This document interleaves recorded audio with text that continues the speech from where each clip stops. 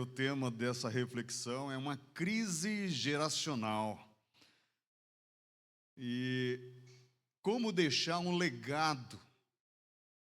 Porque a Bíblia fala que Deus vai abençoar a primeira, a segunda, a terceira e a quarta geração daqueles que o amam, daqueles que lhe obedecem.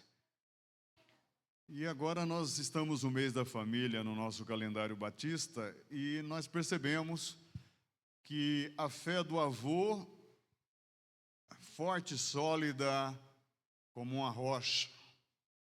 Numa época muito difícil, se você pega os anos 40, os anos 50, pós-guerra no Brasil e no mundo, foi um ano muito difícil.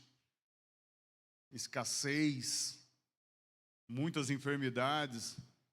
Eu fui criado na roça, então uma pessoa de 40 anos era chamado de idoso. O sol castigava a cútis. E quando você olhava para as pessoas, você percebia o quanto que aquela vida árdua na enxada, no podão cortando cana, na peneira chacoalhando milho, amendoim, café. Fui criado numa situação geográfica assim, e o envelhecimento era muito precoce, mas hoje nós temos uma geração fitness, bem cuidada, olhinho de pera, leitinho na base do danoninho, uma geração, modéstia à parte, bem servida, uma geração que tem excesso de coisas e ausência de Deus. E quero refletir aqui como deixar um legado. E o legado a tradução é aquilo que se deixa a quem não é herdeiro principal. Como deixar um legado nessa nova geração. Então, por favor, Daniel, capítulo 5, verso 1. Eu não sou de ler o capítulo todo, mas eu faço questão para você entender o contexto do avô, o contexto do pai e do neto aqui, tá joia? Então, por favor, nós vamos ler os 31 versículos na versão NVT, nova versão transformadora.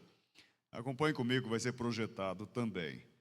Muitos anos depois, o rei Belsazar deu um grande banquete para 1000 de seus nobres e bebeu vinho com eles. Enquanto Belsazar tomava vinho, ordenou que trouxessem as taças de ouro e prata que seu antecessor, ou seja, seu pai, Nabucodonosor, havia tirado do templo de Jerusalém. Queria beber nessas taças com seus nobres, suas esposas e suas concubinas. Então trouxeram as taças de ouro do templo à casa de Deus em Jerusalém, e o rei e seus nobres, suas esposas e concubinas, beberam nelas. Enquanto tomavam o vinho, louvavam seus ídolos feitos de ouro, prata, bronze, ferro, madeira e pedra. De repente, viram dedos de mão humana escreverem no reboco da parede do palácio real, perto do candelabro. O próprio rei viu a mão enquanto ela escrevia, e seu rosto ficou pálido de medo. Seus joelhos batiam um contra o outro, e suas pernas vacilavam. Aos gritos, o rei mandou chamar os encantadores, os astrólogos e os adivinhos. Disse aos sábios da Babilônia: quem conseguir ler esta inscrição e me disser o que ela significa, será vestido com um manto vermelho, e em seu pescoço será colocada uma corrente de ouro. Ele se tornará o terceiro em importância em meu reino. Enquanto todos os sábios do rei chegaram, nenhum deles foi capaz de ler a inscrição, nem de dizer o que ela significava. O rei ficou muito assustado, e seu rosto ainda mais pálido. Seus nobres também ficaram abalados. A rainha mãe soube do que estava acontecendo ao rei e seus nobres e foi depressa à sala de banquetes. Disse ela a Belsazar: que o rei viva para sempre, não fique tão pálido e assustado. Há em seu reino um homem que tem nele o espírito dos santos deuses. Durante o reinado de Nabucodonosor, esse homem demonstrou percepção, entendimento e sabedoria como a dos deuses. Seu antecessor, o rei Nabucodonosor, o nomeou chefe de todos os magos, encantadores, astrólogos e adivinhos da Babilônia. Esse homem, Daniel, a quem o rei deu o nome de Beltesazar, tem inteligência extraordinária e é cheio de conhecimento e entendimento. É capaz de interpretar sonhos, explicar enigmas e resolver problemas difíceis. Mande chamar Daniel e ele lhe dirá o que significa a inscrição. Daniel foi levado à presença do rei, que lhe perguntou: você é Daniel, um dos exilados trazidos de Judá por meu antecessor, o rei Nabucodonosor? Soube que o espírito dos deuses está em ti e que é cheio de percepção, entendimento e sabedoria. Meus sábios e encantadores tentaram ler as palavras na parede e me dizer o que significam, mas não conseguiram. Soube que você é capaz de interpretar e resolver problemas difíceis. Se conseguir ler as palavras e disser o que significam, será vestido como um manto vermelho, e em seu pescoço será colocada uma corrente de ouro. Você se tornará o terceiro em importância em meu reino. Daniel respondeu ao rei: guarde seus presentes ou entregue-os a outra pessoa, mas eu lhe direi o que significa a inscrição. Ó rei, o Deus Altíssimo deu sabedoria, majestade, glória e honra a seu antecessor, Nabucodonosor.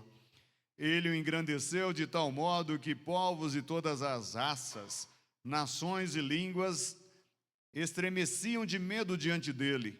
Matava quem ele queria matar e poupava quem ele queria poupar.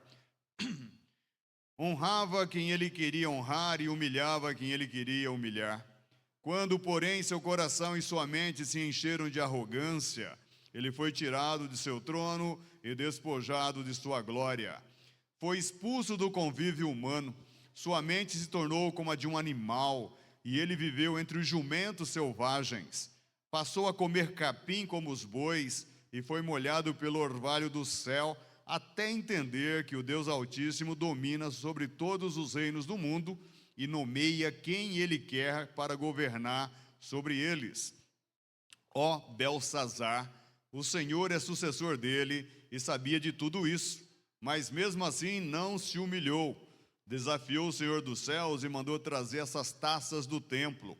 O rei, seus nobres, suas esposas e suas concubinas beberam vinho dessas taças enquanto louvavam deuses de prata, ouro, bronze, ferro, madeira e pedra, deuses que não veem, não ouvem, nem sabem coisa alguma. Mas o rei não honrou ao Deus que lhe dá fôlego de vida e controla seu destino. Por isso Deus enviou a mão que escreveu a mensagem. Esta é a mensagem que foi escrita: Mene, Mene, Tekel e Parzim. E este é o significado das palavras. Mene, Deus contou os dias de seu reinado e determinou seu fim. Tekel, você foi pesado na balança e não atingiu o peso necessário. Parsim, seu reino será dividido e entregue aos medos e aos persas. Então, por ordem de Belsazar, vestiram Daniel com um manto vermelho, colocaram em seu pescoço uma corrente de ouro e o declararam o terceiro em importância no reino. Naquela mesma noite, Belsazar, rei da Babilônia, foi morto. E Dario, o Medo, tinha 62 anos quando se apoderou do reino. O texto foi lido inteiro para você ter uma noção da situação, vamos colocar assim, geracional dessa família. Há um dado do SEBRAE. O SEBRAE é um instituto aqui no Brasil que é Serviço Brasileiro de Apoio a Micro e Pequenas Empresas. O SEBRAE, ele calcula que no Brasil existe 20 milhões de empresas. Dessas 20 milhões de empresas, 93% são MEIs, microempreendedor individual. São famílias que montam um negócio, ou fazem crescer, prospera, e depois quem vai suceder a liderança dessa empresa vai ser o filho, vai ser a filha, alguém da família para ficar numa posição de confiança essa empresa. Então, 93% dos 20 milhões de empresas que tem no Brasil são pequenos e micros empresários individuais, e sabendo que 30% dessas empresas, veja só, 20 milhões de empresas, 30% dessas empresas, elas sobrevivem e chega na mão do filho. Então o avô monta uma padaria, ela cresce, prospera, gera lucro, gera emprego, e aí o avô consegue herdar, doar, deixar um legado em testamento para o filho.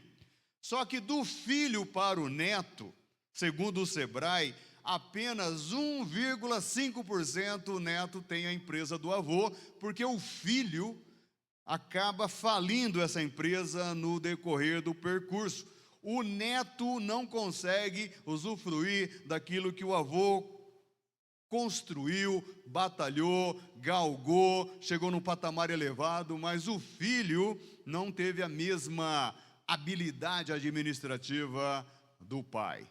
É uma crise que o Sebrae já identificou, que essas MEIs, que são 93% das empresas do Brasil, ela vive uma certa maldição: pai rico, filho nobre e neto pobre. O neto não usufrui de tudo aquilo que o avô conquistou. Tem um livro que fala que essa crise geracional de gerações, avô, pai e filho, é um livro chamado Homens no Espelho. É como se você enxergasse o reflexo e você conversasse com você do futuro, você amanhã. Eu hoje enxergando o Pita de 30 anos para frente. Então, aquele Pita de 30 anos para frente, ele só vai ter sucesso ou ele vai ter fracasso se o Pita de hoje, do dia 25 de maio, tomar certas decisões que vão impactar a médio e longo prazo. Então, o Pat Murray, que é o autor desse livro chamado Homens no Espelho, ele faz uma convocação para os homens hoje. E a convocação do Pat Murray, ele fala que se você não tomar uma decisão hoje,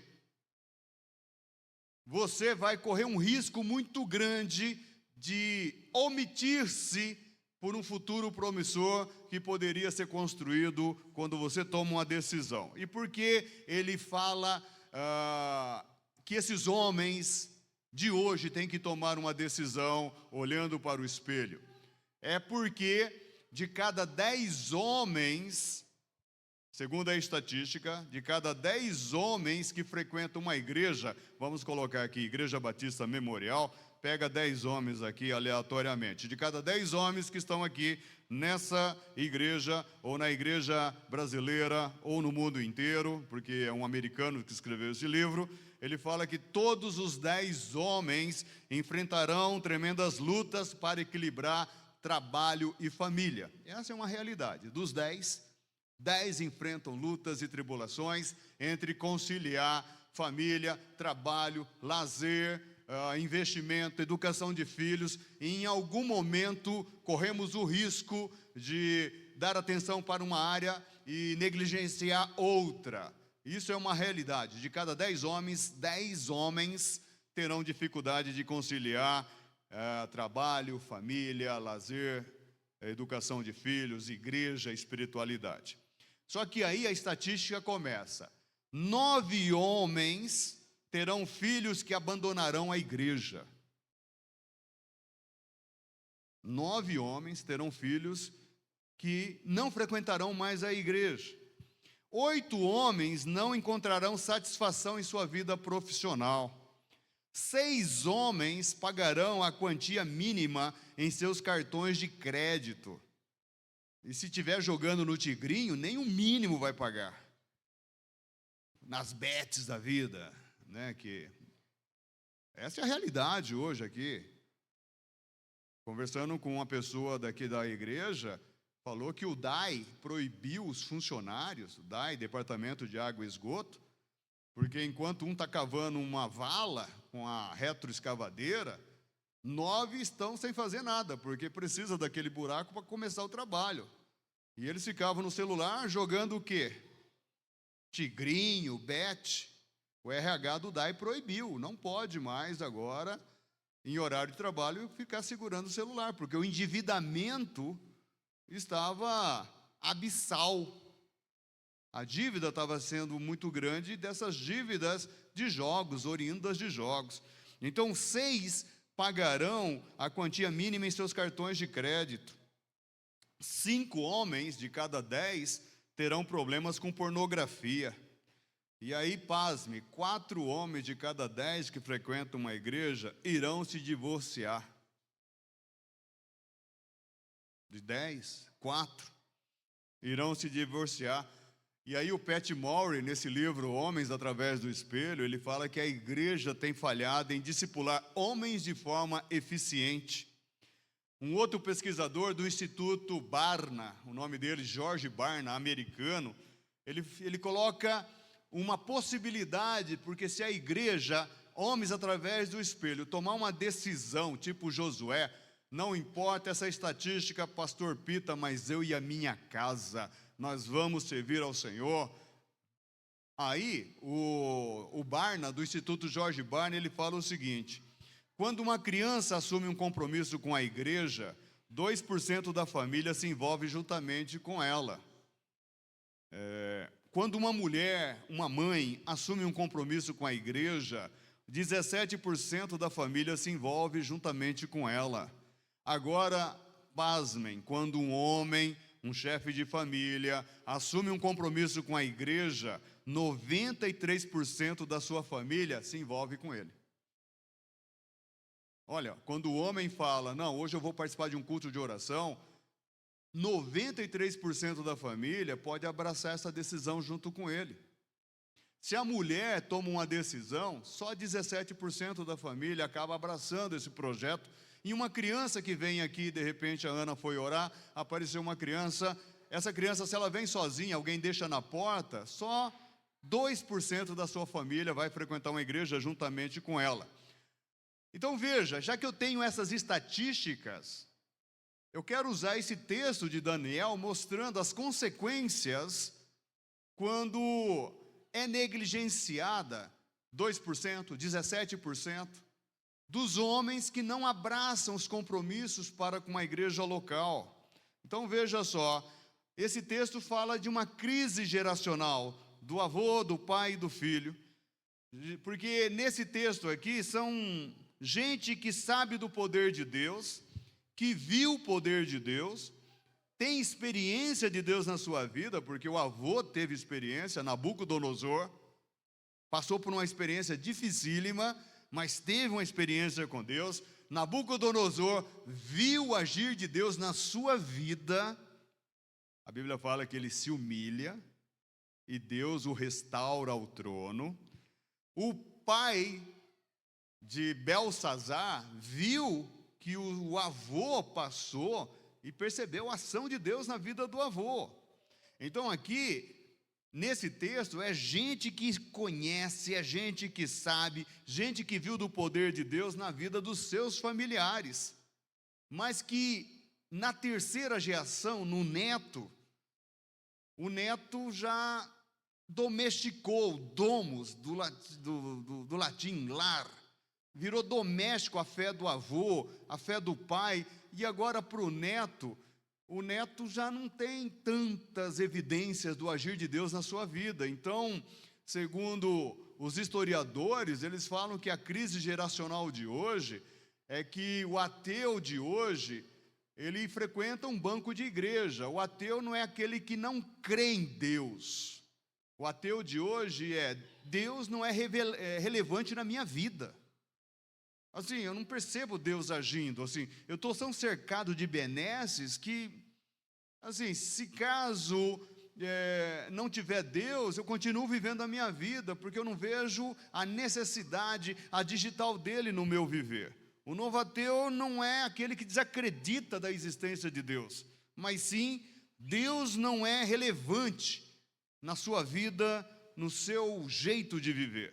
E aqui nós podemos ver esse neto chamado Belsazar, de alguém que viu Deus na vida do avô, conhecia as histórias do avô, de Nabucodonosor, conhecia a história do pai, mas na sua vida mesmo, Deus se tornou um Deus domesticado.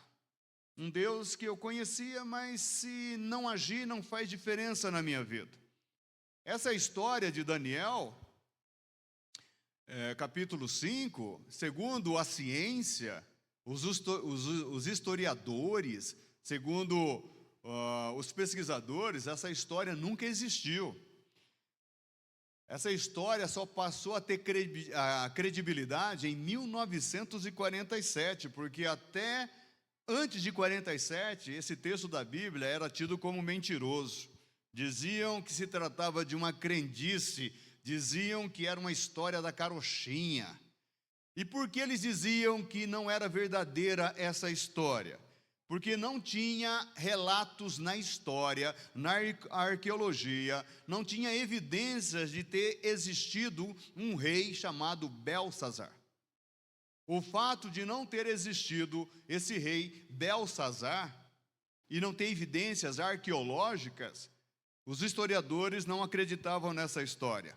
Essa história só passa a ser reconhecida quando o último rei da Babilônia, no caso Nabonido, que era o pai de Belsazar, filho de Nabucodonosor, ele foi encontrado documentos sobre a existência desse rei, chamado Nabonido. Até 1947, escavações arqueológicas descobriu uma tabuinha, um tablet, em linguagem cuneiforme. E nessa tabuinha tinha uma inscrição de argila que estava feito por Nabonido.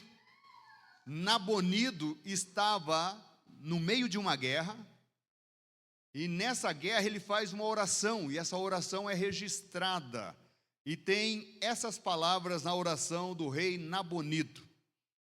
Ele ora pedindo proteção para o seu filho Belsazar.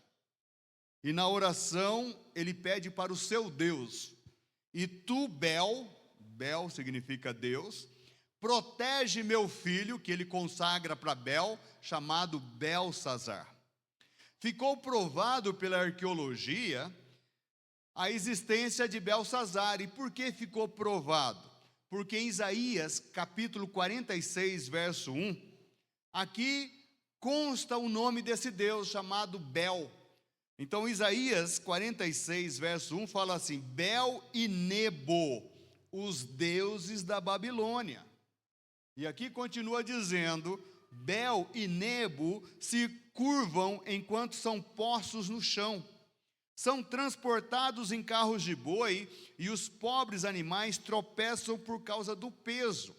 Veja, a partir de um achado numa plaquinha de argila, passou a acreditar que, olha, Belsazar era filho de Nabonido. Nabonido não aparece no relato porque ele está na guerra e ele morre na guerra. E assim nós entendemos por que é oferecido para Daniel o terceiro lugar e não o segundo.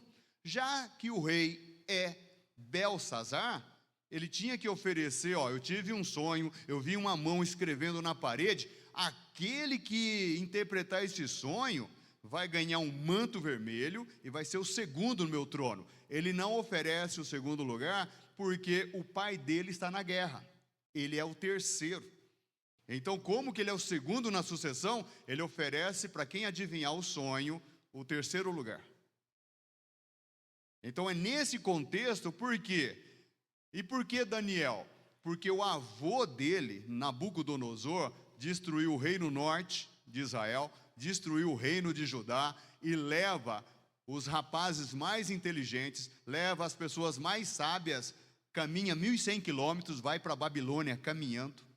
Só fica os mais pobres da terra. Nessa época, Jeremias fica 11 anos lá em Jerusalém, mas Daniel, ele vai para a Babilônia. E por ser um rapaz inteligente, ele mais seus 3 amigos, você conhece a história dos amigos de Daniel, e aqui o nome de Daniel, lá em Jerusalém, significa Deus é meu juiz. Mas quando ele vai exilado para a Babilônia, Belsazar coloca o nome de Daniel, que é o mais inteligente dos 3, coloca o nome do Deus dele, Bel. É por isso que Daniel passa a ser chamado de Beltesazar, príncipe de Bel, príncipe do Deus Bel.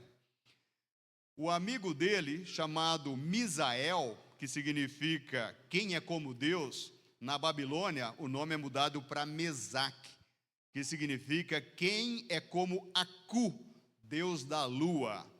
Hananias, que lá em Jerusalém significa Jeová é misericordioso, o nome dele é mudado para Sadraque, significa o amigo do rei. Azarias, que em Jerusalém significa Jeová é meu socorro, lá na Babilônia o nome dele é mudado para Abednego, servo de Nego. Nego é um deus, Mercúrio, um planeta. Percebe? Belsazar, místico, ele muda os nomes dos 4 e os coloca como conselheiros principais. E aqui tem uma história, um ditado que fala o seguinte: os sábios aprendem com os erros dos outros, os tolos com os próprios erros, os idiotas não aprendem com ninguém. Nabucodonosor, que é o avô, comete um erro, se torna soberbo e orgulhoso, não tem humildade nenhuma. Em Daniel capítulo 4, verso 30, fala assim, o próprio avô, falou o rei e disse, não é esta a grande Babilônia que eu edifiquei para a casa real, com o meu grandioso poder e para a glória da minha majestade? Aqui é o avô falando, soberbo e orgulhoso.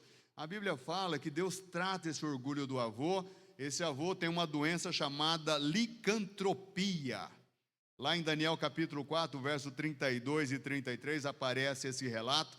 A doença licantropia, lico significa lobo, tropo significa forma.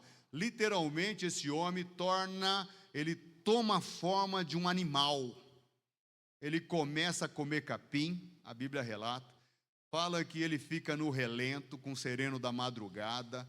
Todo mundo entende que ele tem um comportamento animalesco.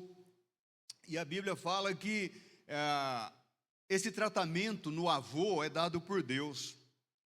Agora fala que Deus visita o avô, trata do orgulho e da soberba do avô, a partir do momento em que ele é destituído do trono, ele fica lá comendo capim. Lá em Daniel capítulo 4, verso 37, o próprio Nabucodonosor reconhece esse tratamento, e ele fala o seguinte: agora, pois, eu, Nabucodonosor, louvo e exalto o Rei dos céus, porque todas as suas obras são verdadeiras, e os seus caminhos justos, e pode humilhar aos que andam na soberba. Ele reconhece o Deus dos céus.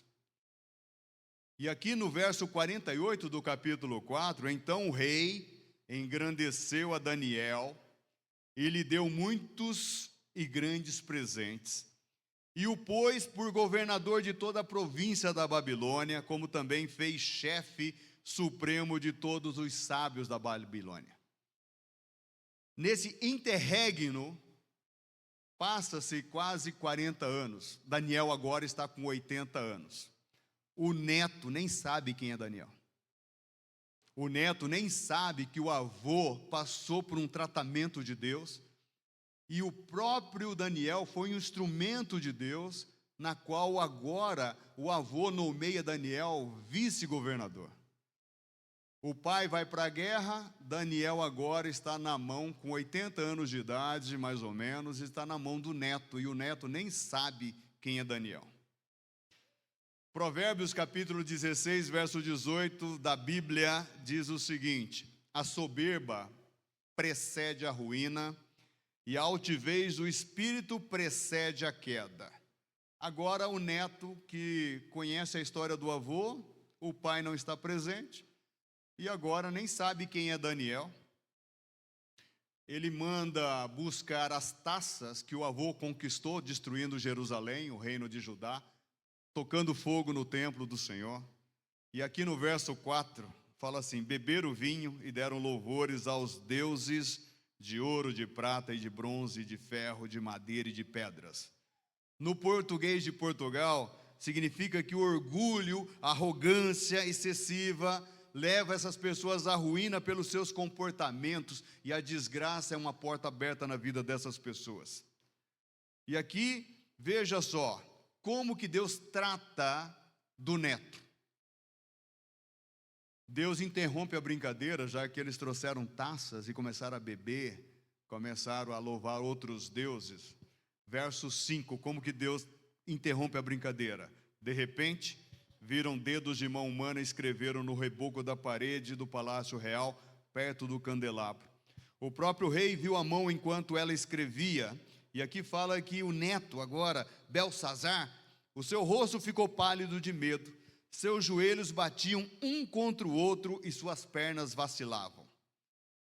E ali vem Daniel na presença, porque o rei, o neto nem sabia que era Daniel, é a mãe que falou: tem um homem sábio aqui, já que ninguém sabe o que está escrito com esse dedo na parede, tem alguém que serviu o teu avô, é um homem inteligente, o Espírito de Deus está sobre ele, manda chamar, apresenta para o neto.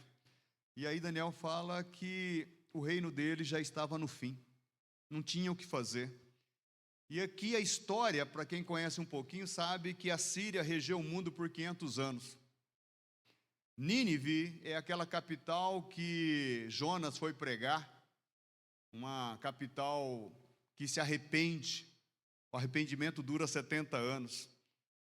Aqui fala que por 500 anos foi destruída, veio a Babilônia, fica só 70 anos, depois um soldado desertor indica o caminho, a inexpugnável agora entra um soldado e é destruída pelos soldados caldeus, e agora esse trono todo é destituído. E eu quero aqui, já para o nosso tempo, caminhando para o encerramento, há um abismo muito grande geracional que precisa de um legado das nossas vidas para que a terceira geração continue conhecendo e servindo a Deus. Na minha época, eu trabalhava em Campinas e o João Alexandre é de Campinas, um cantor bem conhecido no Brasil inteiro. Ele compôs uma música, e a música chama Abismo de Gerações. E nessa música, João Alexandre aborda as complexidades das relações intergeracionais, e ele destaca, na primeira parte da música, a dificuldade dele conversar com o pai dele. Aí ele fala que eu digo pá, o pai fala blá, eles não conseguem se conversar. Mas no meio da música, ele fala que há um meio de curar esse abismo das gerações. E ele fala o seguinte: por isso Deus tem que ser para nós um ponto de encontro, uma mesma voz, que nos converte um ao outro e nos traz paz. E quando termina a música, ele fala que nos traz paz, ele repete o refrão: abismo nunca mais. Reforça a esperança que Deus, através da espiritualidade, através da humildade e através da graça, nos dá ferramentas para nós mantermos os conflitos geracionais estabilizados na paz de Cristo. E é por isso que, se caso não tivesse tratamento, na paz do Cristo, vai acontecer a desgraça geracional nas famílias. O verso 9, o rei Belsazar ficou muito assustado, e seu rosto ainda mais pálido, seus nobres ficaram abalados. E no verso 20, quando, porém, o seu coração se elevou, e o seu espírito se tornou soberbo e arrogante, foi derrubado do seu trono real, e dele passou a glória. E aqui no verso 30 fala: naquela mesma noite, Belsazar, rei da Babilônia, foi morto. E eu quero terminar com um legado para os avós. Fale mais da importância da fé e da espiritualidade na vida das gerações, Pregue com seu testemunho do que Deus fez na sua vida. Compartilhe lições com seus netos daquilo que você era e daquilo que você se tornou pela graça e misericórdia de Deus. Eu estou criando o hábito de orar com meu filho todo dia. Não é fácil. Escrevemos o livro lá, Reescrevendo a Bíblia no Evangelho de João. Um dia eu oro, outro dia Benjamin ora. Hoje foi difícil, ele dormiu muito tarde ontem. Abri a boca mais do que uma foca, mas oramos juntos ali. Olha, Benjamin, o que eu era, o que eu sou, eu devo a Cristo, Benjamin. Ele fez uma obra na minha vida e vai fazer na sua, e vai fazer na vida do neto que eu anseio ver e pegar no meu colo. Benjamin faz assim, 2 de pau. Mas eu tenho que fazer isso. Você tem que fazer isso. Para os pais aqui, a falta de um modelo eficaz tem afetado a vida de muitos homens. Aqui nessa igreja era comum um pai parar o carro na porta, despejar as crianças para a escola bíblica quando era de manhã, e ia comer pastel na feira. E a pergunta é, cadê os filhos desse homem que fazia isso? Porque a pregação desse homem para os filhos é essa: igreja é coisa de criança. Quando o menino tem 15, 16 anos, se não serve para o meu pai, não serve para mim, vou viver a minha vida. As suas ações pregam mais do que as suas palavras. Então, para os pais aqui, para nós quebrarmos essa crise geracional, seja você um testemunho. Ore com seu filho ou com a sua filha. Venha à casa de Deus com seu filho e com a sua filha. A Bíblia diz assim, alegrei-me quando me disseram, vamos à casa do Senhor. Vem junto com seu filho, traga-os aqui na programação. Sábado que vem vai ter uma programação aqui dos jovens. E não é só para os jovens, é para todo mundo. Vem junto aqui, convida seu marido, convida sua esposa, convida seus filhos. Começa a criar um hábito de você pregar com as suas ações e não com as suas palavras. Se necessário for, use as palavras. E para os filhos aqui nessa noite, como você vê a relevância de Deus na sua vida? Como que você considera as experiências do seu avô e do seu pai, de Deus na vida deles? Quais são os valores, quais são os ensinamentos que você acha mais importante para seguir, para que você transmita a sua semente, a sua descendência? Vamos ficar em pé, vamos orar. Eu peço para que nós estejamos, mais amados, nesse mês da família, refletindo sobre essas possibilidades de eu e a minha casa servirmos ao Senhor. Porque se as empresas, segundo o Sebrae, 93%, menos de 2% o neto herda, se o Instituto Barna fala que uma criança vem para a igreja, só 2% da família segue.